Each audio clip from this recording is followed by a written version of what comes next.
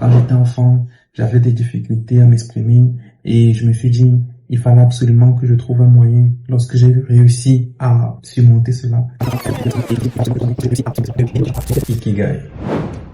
C'est une philosophie asiatique qui vise à déterminer ce qui nous donnera le maximum de joie de vivre. Cela s'appuie sur 4 questions à l'intersection desquelles on trouve notre discipline, notre domaine optimal de vie, d'existence. La première question, c'est qu'est-ce que j'aime faire?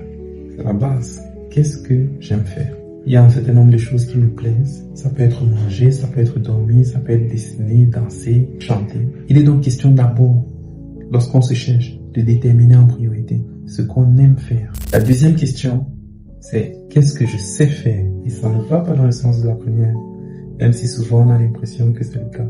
En général, les gens qui aiment chanter croient qu'ils chantent bien. Mais ce n'est pas toujours le cas. Il faut à ce moment-là qu'il y ait également que l'environnement autour confirme qu'effectivement, ce que tu aimes, tu sais le faire. Mais pas seulement l'environnement. Parfois, on est dans un environnement hostile, toxique, qui nous empêche de découvrir en fait que nous avons un certain talent, une certaine passion pour quelque chose. Mais de façon basique, qu'est-ce que j'aime faire? C'est différent de qu'est-ce que je sais faire. Et la prochaine question, c'est pourquoi on me paye? Je peux ne pas savoir faire quelque chose, mais on me paye pour ça. On peut me payer seulement pour ma présence. On peut me payer pour scroller à l'infini, regarder des vidéos sur YouTube et commenter et tout. On peut me payer donc pour des choses que je n'aime pas faire ou que je ne sais pas faire.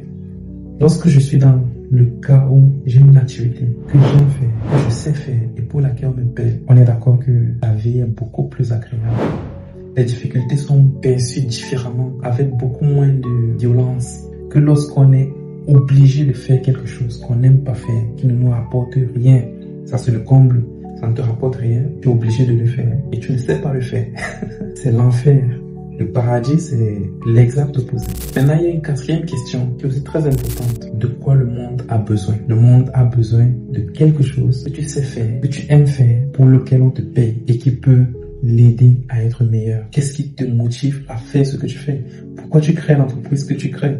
Pourquoi tu poses les actions que tu poses? C'est à ce niveau-là que toute la magie se joue. Il y a des moments alors où la vocation, là, où la nécessité de faire ce que tu as à faire, parce que tu comprends vraiment les enjeux, est ce qui te permet de résister à la dureté de la vie. C'est le cas par exemple pour les gens qui créent des entreprises pour changer, pour résoudre des problèmes concrets de la société. Ça c'est une motivation. Le monde à ton petit niveau, ton microcosme a besoin de toi. Si maintenant ce que tu fais, tu aimes le faire, tu sais le faire, on te paye pour ça et en plus de ça, ça change la vie des gens. C'est super. C'est pour ça que personnellement j'aime le cinéma et le design. Et c'est pour ça que je vais donc parler de quelque chose qui m'a énormément inspiré. C'est un livre de Simon Sinek intitulé « Commencer par pourquoi ». En anglais, c'est « Start with why ». Et dans ce livre-là, il dit qu'il y a 3 questions importantes à se poser lorsqu'on a un business. Qu'est-ce qu'on fait? Comment on le fait? Et pourquoi on le fait? Sauf que les gens généralement répondent justement à ces questions-là dans l'ordre que je viens de donner là. C'est-à-dire, qu'est-ce que je fais? Je suis designer graphique, je suis graphiste, je suis publiciste, je suis cinéaste et ainsi de suite. Comment je fais ce que je fais? Maintenant, je vais parler de mes méthodes, mes techniques, mes approches, ma façon de pratiquer ma discipline. Et enfin, pourquoi?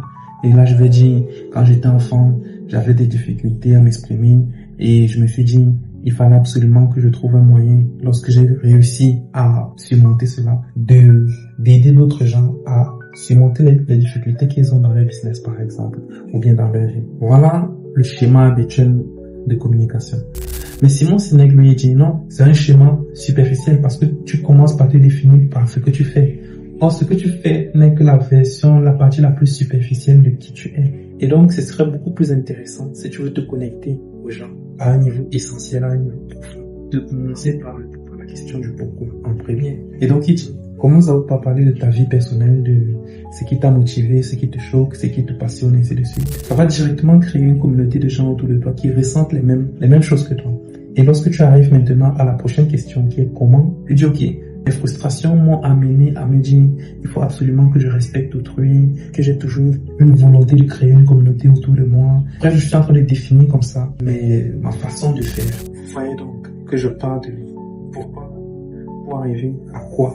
Et maintenant, mon quoi peut être flexible. Le qu'est-ce que je fais peut devenir n'importe quoi tant que je ne perds pas de vue l'essence, la raison pour laquelle je fais ce que je fais. Et c'est pour ça que je vous ai parlé au départ de l'ikigai. Qu'est-ce que vous faites qui vous passionne, que vous savez faire, pourquoi on vous paye et dont le monde autour de vous a besoin. C'est pour cette raison justement que j'ai créé l'agence créative Kini, qui a justement pour base, pour focus principal, de s'intéresser à ressentir chez nos clients ce qui fait leur essence, leur particularité.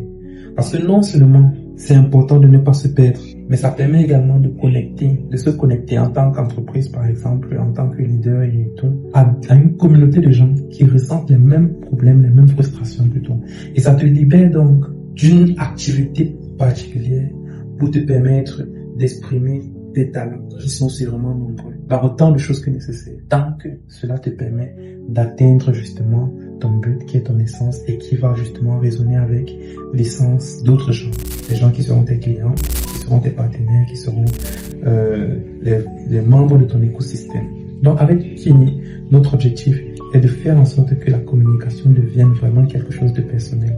Nous voulons que chaque entreprise s'exprime sur la base de son essence, de ses valeurs profondes. Et si c'est le cas, il y aura moins de mimétisme, il y aura plus d'authenticité dans la communication de façon globale. Les gens seront beaucoup plus vrais dans leur communication. Ils vont dire pour qui ils font ce qu'ils font, pourquoi ils vendent ce qu'ils vendent. Parce qu'en fait, tu ne peux pas te différencier sur la base des choses que tu fais, c'est-à-dire des services, des produits et autres. Non, parce que tout le monde va copier ça.